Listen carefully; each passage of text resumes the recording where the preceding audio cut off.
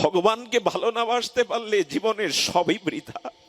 তাকে নিজেকে না দিতে পারলে, মনটা ভালোবাসাটা ভগবানকে না দিয়ে অন্যকে দিলে ওটা অভিশাপ হয়ে দেখা দেবে, দিয়েছেও তাই। যারা তাহলে ভগবান শ্রেষ্ঠ হয়েও কেন বলছেন মনমনা ভব মদ ভক্ত মদ যা জীবাং নমস্কার। খুব লক্ষ্য করতে হবে কথাটা। যদি নিদ্রা আসে ভুলে যান, নিদ্রাকে কিছুক্ষণ তাড়িয়ে রাখুন, আগামী দিন ঘুম আসছে, সে ঘুম আর কোনোদিন ভাঙবে না, আজ ঘুমানো যাবে না। ভগবান কেন বলছেন তুমি আমাকে প্রণাম করো, আমাকে নমস্কার করো, আমার স্তুতি করো, আমার বন্দনা করো, আমাকে মালা চন্দন দিয়ে পূজা আরতি করো? কেন বললে ভগবান? তুমি সম্মান চাইছো কেন? তুমি প্রণাম চাইছো কেন? তুমি তোমার যশ খ্যাতি গুণকীর্তন চাইছো কেন অন্যের কাছ থেকে? তোমার খুব অভাব বুঝি সম্মানের, তোমার খুব অভাব বুঝি মালা চন্দনের? অভাব হলে তো সে চাইবে স্বভাবে, তোমার কি তাই অভাব? ভগবানের কোনো কিছুর অভাব আছে কি মা? থাকতে পারে কি? ওং পূর্ণমদং পূর্ণমিদং পূর্ণাত্ম পূর্ণমুদশ্চতে পূর্ণস্য পূর্ণমদায়া পূর্ণমেবাবশিষ্যতে। বেদ মন্ত্র।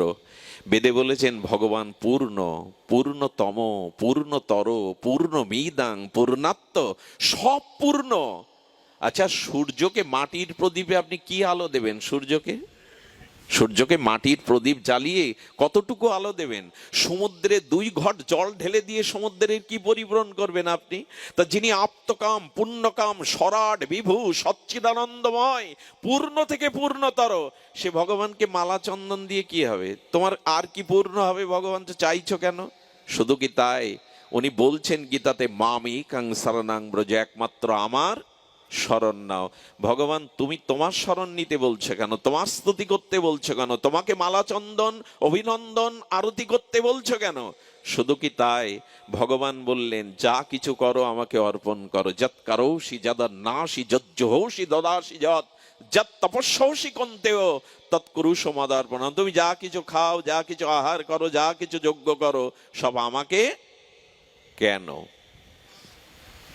আচ্ছা, আমি কিছু দিলে ভগবানের বাড়বে কি? বাড়বে কি? মালা চন্দন দিলে তার সম্মান বাড়বে? চাইছে কেন? আহা, খুব ওই যে বললেন উদ্গীরণ হচ্ছে, বমন হচ্ছে কথাটা। ভেতরে ভেতরে 2-3 দিন এটা মানে ওই যে ভেতরে কুড়ে ঘরে হাতি ঢুকলে যেমন ঘরটা ওলট পালট একেবারে অস্থির হয়ে যায়। কেন জানেন?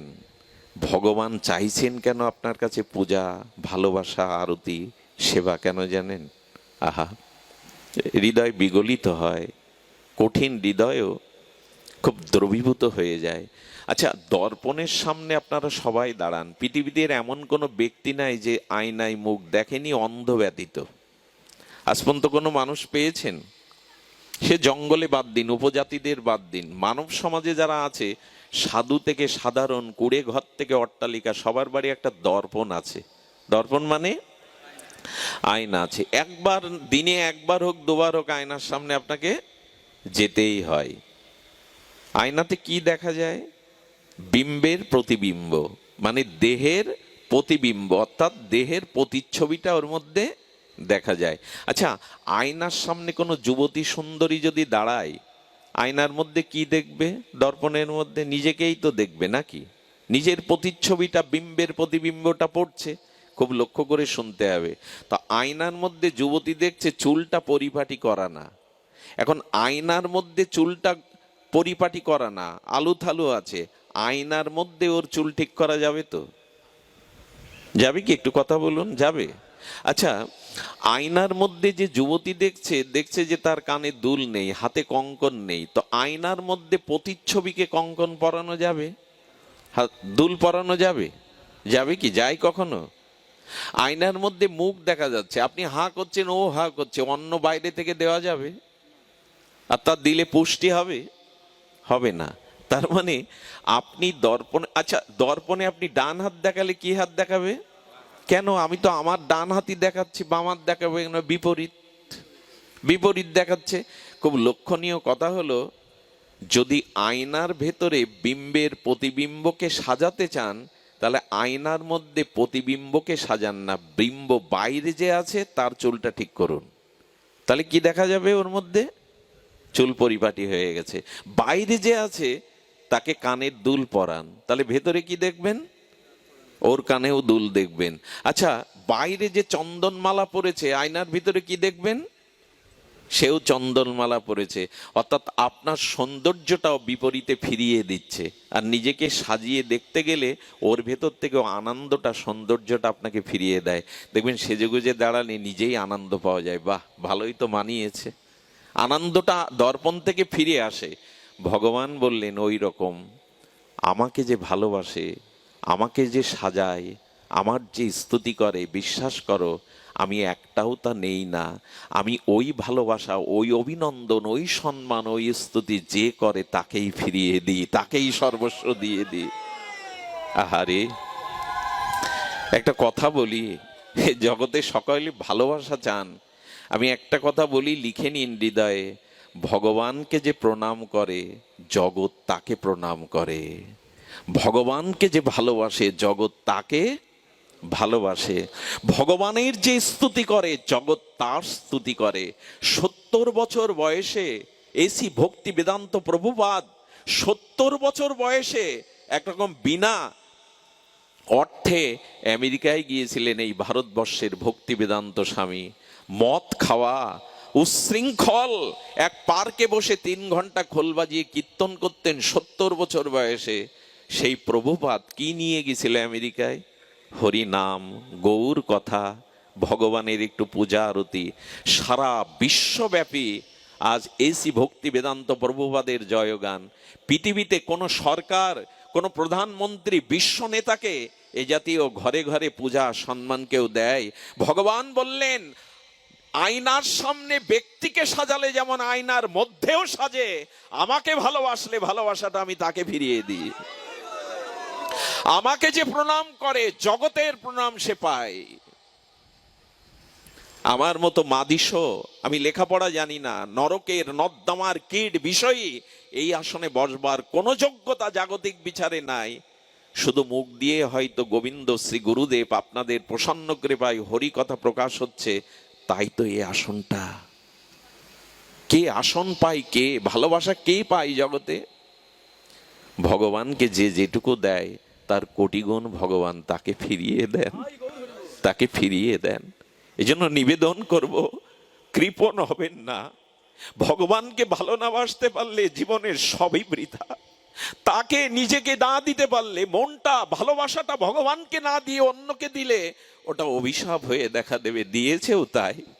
যারা ভগবানকে, শ্রী গুরুদেবকে নিজের অন্তরের অনুরাগ না দিয়ে স্ত্রী পুত্র দেহকে দিয়েছে, এরা জ্বলছে জন্ম জন্মান্তরের জন্ম মৃত্যু চক্রে জ্বলছে এরা। ভালোবাসাটা কাকে দিতে হয় এটা জানতে হয়। ভালোবাসা যেখানে সেখানে দিতে নেই, ভালোবাসার অপব্যবহার করতে নেই। ভালোবাসায় জন্য গোবিন্দ চেয়ে নিয়েছেন, মনমনা ভব, তোমার মনটা আমায় দাও, তোমার ভালোবাসাটা আমায় দাও, তুমি আমাকে মালা চন্দন দাও, ভালোবাসাটা আমাকে দাও, আমি কোটি গুণ তোমাকে ফিরিয়ে দেব। ভালোবাসার নিয়ম কি জানেন? যা দেওয়া যায় তার কোটি গুণ ফিরে আসে।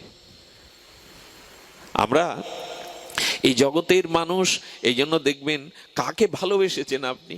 আহা, এই কথাটি যদি আমি আপনাদের হৃদয়ে প্রবেশ করাতে পারি, আমি নিজেকে ধন্য মনে করব। আজকের এই ভাগবতকে পরিপূর্ণ মনে করব। যদি কৃপা করে, করুণা করে কথাটি হৃদয়ে নেন, কানে নেন, মনে না, একেবারে হৃদয়ে নেন। দেখুন, একঙ্গী ভালোবাসা আছে। আমরা প্রায়শ একঙ্গী ভালোবাসা গ্রহণ করেছি। একঙ্গী ভালোবাসা কাকে বলে জানেন? আমি ভালোবাসি অথচ সে ভালোবাসতে জানেও না, পারেও না, সক্ষমতা নেই। আচ্ছা, আপনি টাকাকে ভালোবাসেন, আপনি বাড়ি গাড়িকে ভালোবাসেন, টাকা আপনাকে ভালোবাসে তো? এ ক্ষমতা তার আছে তো? আপনি সুন্দর বাড়ি তৈরি করেছেন, বাড়ির চিন্তা করতে করতে মরলে ওই বাড়িতে শূকর কুকুর হয়ে, পাখি হয়ে বাড়ি চৌকি দিতে হবে। আচ্ছা, এই যে জড় বস্তু, টাকা, সোনা, গয়না আর আপনার বাড়ি গাড়ি, এগুলিকে তো আপনি ভালোবাসেন। এগুলো ক্ষতি হলে, এগুলো না পেলে দুঃখ করেন। ওরা চলে গেলে ভালোবাসে তো আপনাকে? একে বলে একঙ্গী ভালোবাসা। আমি ভালোবাসি অথচ ওদের ভালোবাসার ক্ষমতা। একবার চিন্তা করুন তো, জগতে কাদের ভালোবাসছি? যারা ভালোবাসতে জানে না, যারা ভালোবাসা কখনো ফিরিয়ে দিতে পারে না, সারাটা জীবন তাদেরই ভালোবাসে। এ জমি আমার, এ বাড়ি আমার, এ টাকা আমার। টাকা যখন চলে যায়, সন্ত্রাসীর হাতে যখন গয়না চলে যায়, ডাকাতি হয়, ওরা বলে তো কত কষ্ট করে আমাকে ভালোবেসে সিন্ধুকে রেখেছিলে, আমি চলে যাচ্ছি, আমারও ব্যথা হচ্ছে। বলে কি? কাকে ভালোবেসেছেন? যে ভালোবাসা বোঝে না তাকে। কত বড় ভুল জায়গায় ভালোবাসা দিয়ে বসেছি বলুন তো, কত ভুল জায়গাকে ভালোবাসায় দিয়ে বসেছি। এটা খুব খুব মার্মিক কথা, জানেন, খুব হৃদয়ের কথা। যাকে ভালোবাসার তাকে ভালোবাসি না। ভগবানকে ভগবানকে ভালোবাসার একটা দৃষ্টান্ত আমি লালনের মুখ থেকে শুনেছিলাম। তার শ্রীমুখে, তার সঙ্গীতে জানিয়ে গেছেন, দেখুন, মা সন্তানের রোগ শয্যা শিহরে 3 দিন বাদে ঘুমিয়ে পড়ে, স্ত্রী 2 রাতও জাগতে পারে না, আর বন্ধু বান্ধব 2 কেজি 3 কেজি ফল নিয়ে বন্ধু ভালো হয়ে যাবে হাসপাতালের বেডে তাকে সান্ত্বনা দিয়ে 1 ঘন্টার মধ্যে চলে আসে। ভগবান বললেন, এই কষ্ট করে বাড়ি ফিরবে তুমি, সারা দিন সংসারের জন্য কায়িক পরিশ্রম করো, তুমি যখন বিছানায় আসো না, তখন আমি তোমাকে ঘুম পাড়িয়ে তোমার হৃদয়ে আমি জেগে থাকি, পাহারা দেই তোমাকে, সারাটা জীবন পাহারা দেই, কারণ আমি তোমার মধ্যে ঘুমিয়ে পড়লে তোমার ঘুম আর কোনোদিন ভাঙবে না। আমি জেগে জেগে তোমাকে পাহারা দিই। এরকম একজন ভালোবাসার মানুষকে দেখান না জগতে, যে সারাটা জীবন আমার অন্তরে থেকে আমাকে পাহারা দিয়ে ঘুম পাড়ায়। কেউ নেই। এই জন্য তাকে ভালোবাসা দিন যে ভালোবাসা বোঝে। এই জন্য রামপ্রসাদ বলেছিলেন, পৃথিবীর কেউ ভালো তো বাসে না, এই পৃথিবী ভালোবাসিতে জানে না, যেটা আছে শুধু ভালোবাসাবাসী, সেটা যেতে প্রাণ চাই মা। এ পৃথিবী স্বার্থ জানে, দেওয়া নেওয়া বোঝে, এ পৃথিবী ভালোবাসা বোঝে না। এই জন্য ভালোবাসা কোথায় দিতে। আর দেখুন, ব্যক্তিকে যদি ভালোবাসেন, সেই স্ত্রী হোক, পুত্র হোক, এ জগতের আত্মীয় কুটুম্ব বন্ধু সজ্জন হোক, ব্যক্তি ভালোবাসার মধ্যে কি আছে জানেন? খুব কঠিন সত্য হলেও মেনে নেওয়া ছাড়া উপায় নাই। ব্যক্তির ভালোবাসার মধ্যে কিছুটা স্বার্থ থাকবে, কিছুটা বিচ্ছেদ থাকবে, ধ্বংস তো থাকবেই। এই জন্য রবীন্দ্রনাথ, এই ঋষিকবি বলেছেন, জগতে ভাঙা বাসা আছে, ভালোবাসা নাই, ভেঙে যায়। যা ভেঙে যায়, যা বিচ্ছেদ হয়ে যায়, যা ধ্বংস হয়, তাকে ভালোবাসা বলে না। এই জগতে যে কোনো ব্যক্তির সাথে আমাদের ভালোবাসা, এটা বিরহ আসে, বিচ্ছেদ আসে, এটা একসময় ধ্বংস হয়, একে টিকিয়ে রাখা যায় না। তো যে ভালোবাসা বিষাদ আনে, ধ্বংস আনে, পরিণামে ব্যথা ডেকে আনে, জানেন, আরো একটা কথা বলি, এই ভালোবাসা, এই জাগতিক ব্যক্তি ভালোবাসা এখন মানুষকে মানসিক রোগগ্রস্ত করে দিচ্ছে, আত্মহননের পথ বেছে নিচ্ছে। বেশিরভাগ মানুষ দেখবেন এই ভালোবাসা নামক দুর্গন্ধ প্রতিময় কামের দ্বারা প্রহিত হয়ে, বঞ্চিত হয়ে আত্মহত্যার পথ বেছে নেয়। দেবদুর্লভ মনুষ্য জন্ম পেয়েও ভালোবাসাটা ভুল জায়গায় দিয়ে মানুষ আত্মহত্যা পর্যন্ত করছে। এটি কি কোনো জ্ঞানী ব্যক্তির পক্ষে উচিত বলুন? আজ আজ প্রায় মেয়েরা, ছেলেরা আত্মহত্যা করার পেছনে কারণ দেখুন, এই জাগতিক মানুষের কামের বিকার। ভালোবাসা বলে তো তারা জানে না, কামের বিকার।